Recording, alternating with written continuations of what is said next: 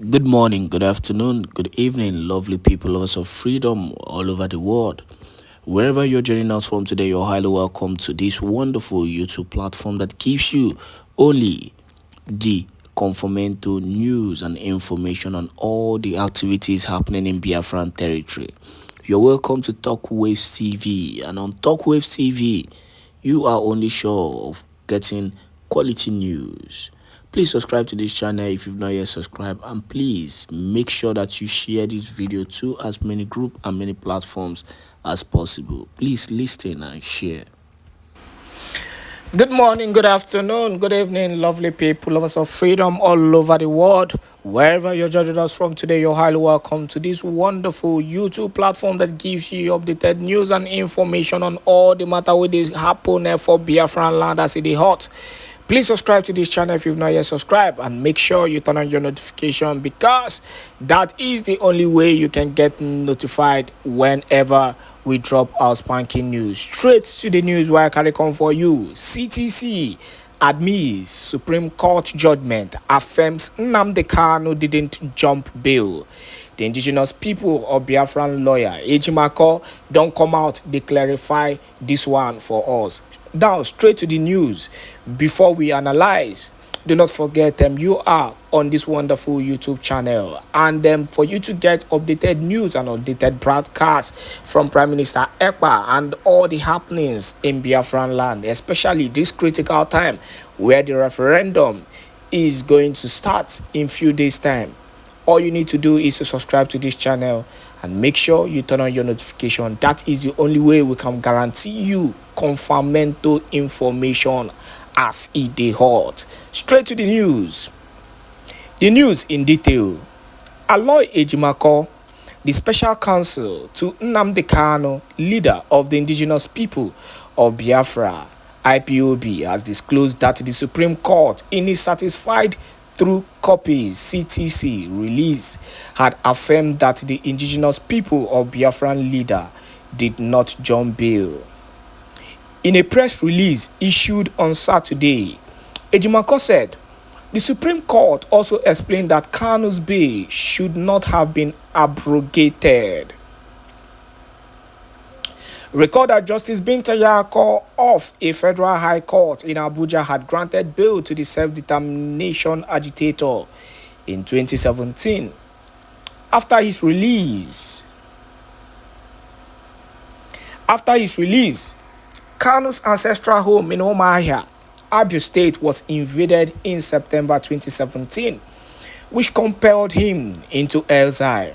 Hence, he did not attend his trial on the next scheduled date, and thereafter, it was in June 2021 that he touched down in the country and was made to appear before the Federal High Court, and has been on trial since then. But the appeal court had discharged and acquitted Kanu of all terrorism charges. This judgment was later overturned by the Supreme Court, which transferred the case back to the Federal High Court. In the certified true copy of the judgment delivered in December 2023, the Apex Court declared that Kanu did not jump bail.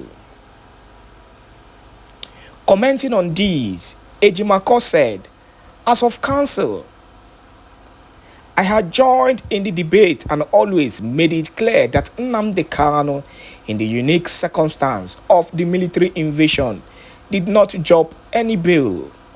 I had also written well-publicized legal treaties maintaining that this self-evident truth will be proved and confirmed in court in due course of time." He said, the first judicial confirmation came in January 2022, when in a landmark judgment, the High Court of Abia State declared that the said military invasion was a flagrant violation of Kanu's constitutional rights. Consequent upon, the court awarded him 1 billion naira in damages and public apology. Following this judgment, I had issued a public legal notice warning all and sundry to thenceforth cease and desist from peddling the falsehood that Nnamdi Kanu had jumped bail. Whereas vast majority of the mainstream and social media had complied, some malicious traducers and elements from the federal government persisted with the defamatory bail jumping narrative. In summation, he said, in addition to ruling that Nnamdi Kanu never jumped bail, the Supreme Court also held that the Federal High Court should never have revoked his bail. That the prosecution wrought grand deception on the court on the bail jumping issue, and that the bench warrant that triggered Nnamdi Kanu's infamous extraordinary rendition was obtained by deception and should never have been issued. For the foregoing reasons, I implore the media, members of the public, and pertinent public officials to abide in the judgment of the Supreme Court and henceforth cease and desist from peddling or publishing the false and defamatory narrative that Nnamdi Kanu had jumped bail. And that is that on the issue of Mazi Nnamdi Kanu. You people know how that matter has been, for the past how many years now. First of all, this is how, whenever I'm discussing about Mazi Nnamdi Kanu's ordeal currently, the first statement I make, to the public is that Mazi Nnamdi Kanu has no business still being under the DSS dungeon at this critical time. This is a man that the federal government, in fact, a court of competent jurisdiction released, discharged and acquitted. Yet the Buhari's administration did not see any reason whatsoever to free Nnamdi Kanu. When you talk about anarchy, Nigeria should be the true definition of lawlessness. Do not forget the whole issue of this CTC, dissatisfied copy, and how the whole thing ensued, how they were trying to find a way to block it or delay it rather, because everything was so unclear. Then the information we got was that the judges are not in agreement with the decision of the court.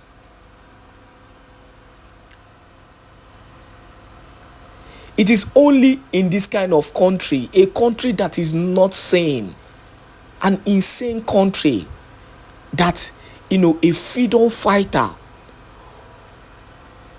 who only came out to speak the truth, who only came out to defend his people, is being held in solitary confinement for the past 2 years and counting.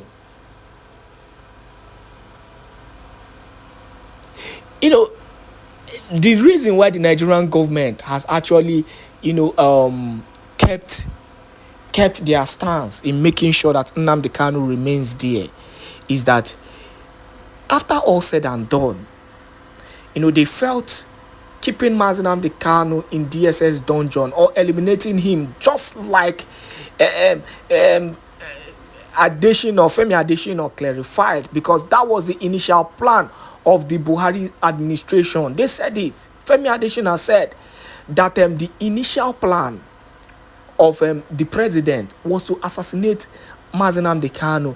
That even shows that Nnamdi Kanu has no business being in DSS custody. He is not safe there, and it clarifies truly that all the whole attempt that has been made is actually true to assassinate Nnamdi Kanu in DSS custody. It has proven over and over again. Have you forgotten how, the doctor, the DSS doctor, not even Mazi Nnamdi Kanu's doctor, the DSS doctor who only came out to speak out the truth concerning Nnamdi Kanu's health, was immediately sacked by the Nigerian government, by DSS, ASAP. Oh, or have you forgotten how Nnamdi Kanu was complaining that he was being intoxicated? He was being given some certain substances that he couldn't get. And those substances were affecting him. What are we not saying? What are we not saying? Nnamdi Kanu's issue has actually become, a universal issue, a world issue.